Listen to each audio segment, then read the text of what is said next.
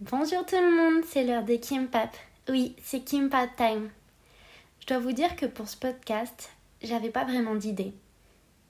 Il me semble être passée par 1000 émotions, mais qu'en même temps, il n'y a pas grand chose qui s'est passé. Ma vie semble avoir changé à 100 à l'heure ces jours-ci, mais pourtant certains points importants semblent ne pas pouvoir évoluer. C'est assez opposé, ce que je dis, assez contradictoire. Mais pour rendre la chose plus explicite à vos yeux, en l'espace d'un mois, j'ai fait 2 travails différents, dans 2 endroits différents donc. Et alors que je venais à peine de m'habituer à une nouvelle équipe, la vie m'avait déjà propulsée dans un autre travail. Dans le même temps, notre projet de mariage avec mon fiancé a commencé à devenir de plus en plus vrai. Mais d'un autre côté, certains problèmes récurrents semblent ne pas vouloir partir.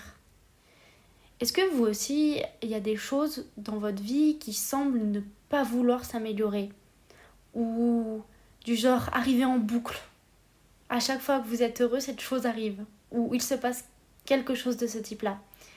Et c'est fou comme votre vie, elle peut changer à toute allure d'un côté et stagner d'un autre. Est-ce que vous aussi, ça vous est déjà arrivé qu'une situation traumatisante semble se produire à nouveau beaucoup trop souvent? Ou même, avez-vous eu l'impression que les choses s'amélioraient enfin, mais que quelque chose est venu tout bouleverser? Certains d'entre vous me diront probablement qu'ainsi va la vie, des hauts et des bas. Que parfois finalement, l'inattendu, qu'il soit négatif ou positif, arrive.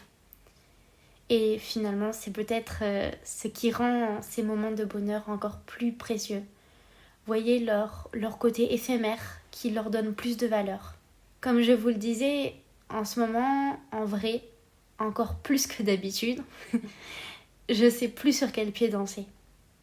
Je suis passée par des moments de pur bonheur, mais aussi de douleur intense. Je me suis rendu compte que l'idée d'un futur m'avait apporté beaucoup de joie, beaucoup de réconfort. Même parfois tout simplement le présent. Certains moments partagés avec des gens que j'aime, en fait, des choses simples, mais de pouvoir les vivre, ça m'a apporté tellement de bonheur. Mais au milieu de tout ça, le passé semble m'avoir rattrapé. En fait, il m'a comme attrapé avec de grandes mains et paf, il m'a mis dans un endroit et il m'a fait à nouveau revivre un traumatisme, ou du moins quelque chose qui m'était déjà arrivé avant et qui m'a vraiment blessée à plusieurs reprises. C'est arrivé 2 fois exactement ce mois-ci. Les 2 sont pas arrivés de la même manière. La première fois, en fait, j'ai soudain ressenti une tristesse immense par rapport à un événement qui a eu lieu il y a quelques mois. Je vous ai déjà parlé dans un autre podcast du fait qu'il arrivait souvent que des personnes de votre entourage, même sans mauvaise intention, invalident vos émotions ou votre réaction face à un événement. Je pense que à cause de ça, j'en suis arrivée à, dans certaines situations, à moi-même ne pas trouver justifier mes émotions. Mais ce mois-ci, ces émotions que j'avais enfouies semblent être revenues de plein fouet et presque en fait de manière plus violente. Pourquoi ? Parce que j'avais gardé ça en moi. Je me suis dit que j'en faisais trop. Et je blâme pas nécessairement les autres pour leur réaction, parce que le fait est, c'est que je me suis moi-même invalidée. Résultat, mes émotions sont ressorties plusieurs mois après et de façon décuplée. Finalement, en fait, c'est comme si j'avais eu un problème de communication avec moi-même. J'avais moi-même brouillé les ondes. Parce que parfois, accepter la réalité, c'est aussi accepter la douleur qui l'accompagne. Mais soyons honnêtes, on n'a pas toujours envie. Ou alors, on n'est pas toujours prêt à faire face à ce genre d'émotions. Précédemment, dans un podcast, je vous disais que la communication pour les couples à distance était vraiment ultra importante. C'est toujours vrai. Mais je pense que c'est encore plus le cas de la communication avec soi-même. Si on ne se comprend pas nous-mêmes, qui le fera ? C'est une bonne question. Peut-être que certains d'entre vous n'y arrivent pas. En vrai, pour moi aussi, c'est pas toujours facile. D'ailleurs, je pense pour beaucoup d'entre nous, c'est pas toujours facile de se comprendre. Et il existe plusieurs solutions possibles. Arrêter de se sentir illégitime de ressentir certaines choses. S'écouter, se remettre en question, parler avec ses proches. Si vous êtes vraiment perdu, voir un psychologue pourrait vraiment vous aider à vous découvrir, vous comprendre. Je fais juste une parenthèse là-dessus, mais voir un psychologue, c'est pas forcément parce qu'on a une pathologie ou quelque chose comme ça. On peut juste ressentir le besoin de parler et de mettre des mots sur un mal-être. Et voilà, de se faire aider à pouvoir comprendre tout ça. En fait, rassembler finalement ce puzzle qui semble être en bataille dans votre tête et pour aller vers le mieux. Et bien sûr, il existe probablement d'autres moyens qui vous sont peut-être propres et qui marchent peut-être super bien pour vous. Ce que je veux dire, c'est que si la tristesse m'a comme frappée soudain en plein bonheur, c'est parce qu'en fait, avant ça, je lui avais pas laissé de place. En fait, s'empêcher de ressentir ou tout simplement laisser un mal-être, c'est simplement remettre le mal à plus tard. Et il me semble que lorsqu'on attend, le mal semble mûrir comme un fruit. Alors, lorsqu'il sort enfin, les conséquences sont décuplées par rapport à ce qu'elles auraient pu être. C'est valable pour soi-même, mais simplement pour toutes les relations dans la vie.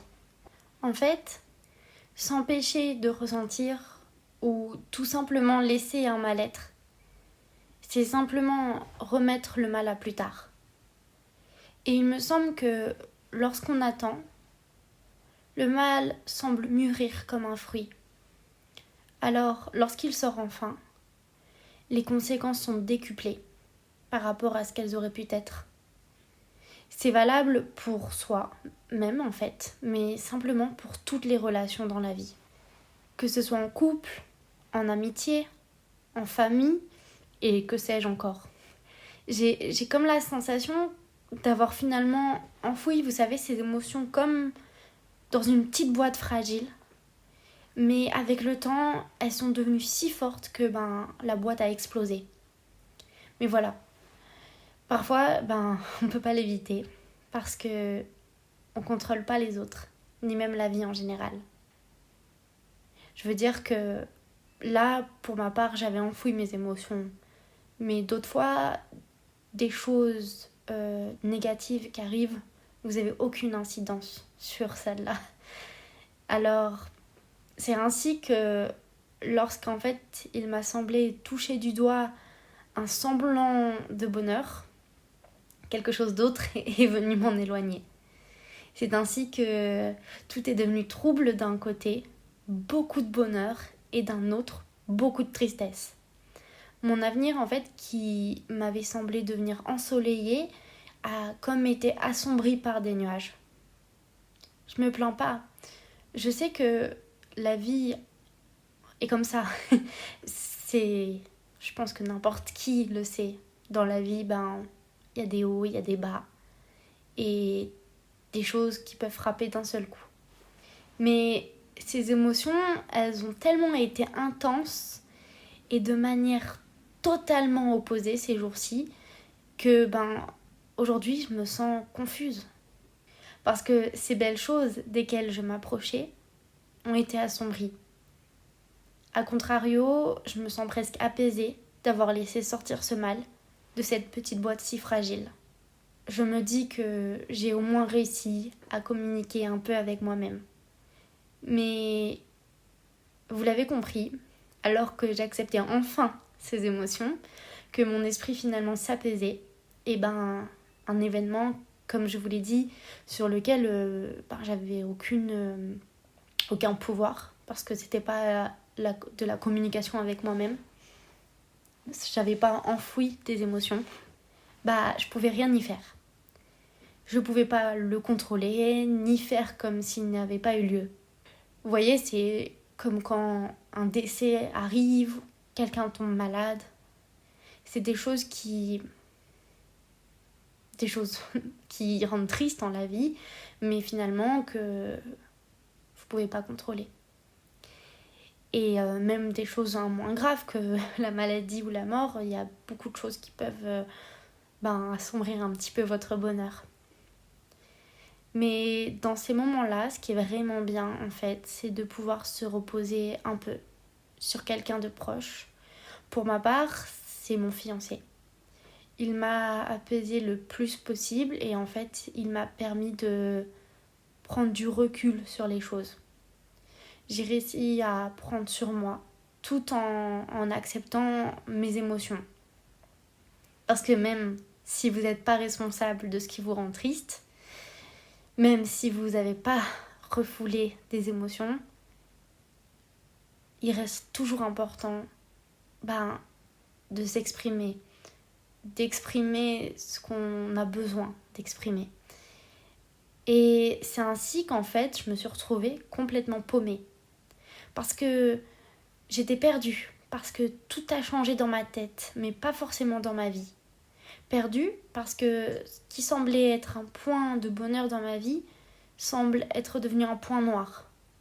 Perdue parce que malgré tout, j'arrive presque à toucher à nouveau les moments heureux du bout de mes doigts.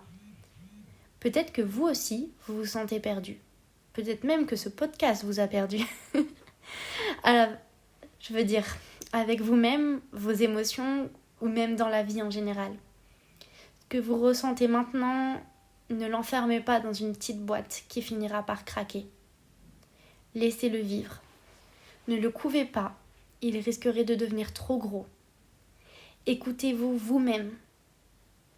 Si c'est trop difficile ou que cela vous semble encore plus confus, n'hésitez pas à vous faire aider.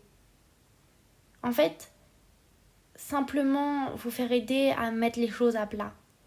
Acceptez vos émotions, communiquez beaucoup, que ce soit avec vous ou vos proches. En tout cas, je vous envoie plein d'amour. J'espère que vous ne traversez pas des moments difficiles. Et si c'est le cas, je vous envoie toute ma force et je vous souhaite tout le courage possible. Je vous donne tout le courage possible. Et j'espère aussi que ce podcast vous a pas rendu trop confus, mais voilà, je voulais vraiment parler de ces faits-là en soi, de jongler finalement entre des moments de bonheur intense, mais des tristesses intenses, du fait que la communication avec soi autant qu'avec les autres, c'est super important. Et que ne laissez pas le mal mûrir en vous. Ne laissez pas finalement les choses négatives en vous. Parce que après, ça risque de devenir encore plus grand et de faire encore plus de dégâts. Que ce soit à vous-même ou aux autres. Voilà. Du coup, c'est vraiment ce dont je voulais parler aujourd'hui. Et ce sera tout pour le podcast d'aujourd'hui. Je vous envoie encore plein de force, plein de courage, plein d'amour. Je vous remercie également de m'avoir écouté jusqu'ici. Et comme d'habitude, nous attendons vos histoires. N'hésitez pas à les envoyer, toutes les histoires que vous souhaitez partager à kimpaptime@gmail.com. En fait, n'importe quelle histoire est bonne. Inquiétude pour l'avenir, conflit avec les amoureux, problèmes au travail, tristesse, joie, colère, inquiétude, anxiété, tout est bon pour nous. Si vous avez besoin d'empathie ou de consolation, ou en fait si vous voulez partager de la joie et du bonheur, veuillez visiter Kimpap Time. Alors il est temps de finir le temps de Kimpap aujourd'hui. À la prochaine, nous nous réunissons tous les lundis à 7h. Ciao!